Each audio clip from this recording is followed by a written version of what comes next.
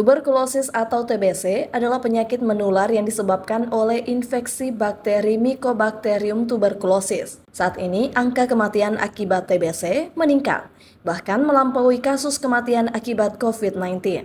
Menurut data Organisasi Kesehatan Dunia atau WHO, pada tahun 2023 terdapat 10,8 juta kasus TBC di seluruh dunia. Dari jumlah tersebut, 8,2 juta kasus baru terdiagnosis, sementara 1,25 juta orang meninggal dunia akibat penyakit ini. Dokter spesialis paru Dr. Hasan Nyambe mengungkapkan, tingginya angka penularan menjadi salah satu penyebab utama lonjakan kasus TBC. Hal ini juga dipicu oleh rendahnya kesadaran masyarakat untuk memeriksakan diri dan mendapatkan diagnosis sejak dini.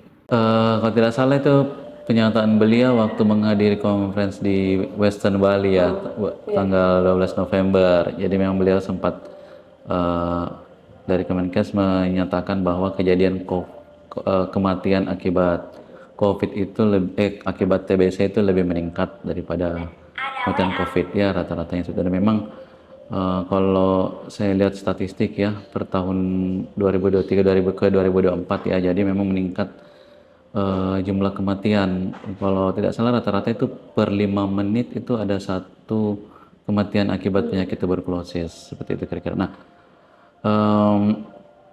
masalahnya itu kan memang kalau yang saya lihat adalah tingkat penularan yang tinggi. Kenapa ya?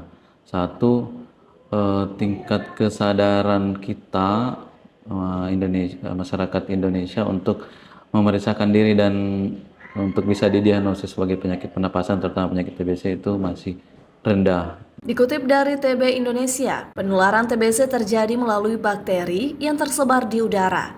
Penyebaran ini dapat terjadi saat penderita batuk, bersin, tertawa, atau berbicara. Oleh karena itu, kesadaran untuk segera memeriksakan diri saat mengalami batuk yang berkepanjangan sangat penting. Kayaknya kalau kita bandingkan dengan orang luar ya, orang luar kesadarannya besar ya. Sementara panduannya kan sudah ada. Panduannya itu semua orang yang batuk yang lebih dari 2 minggu itu harus bisa memeriksakan diri.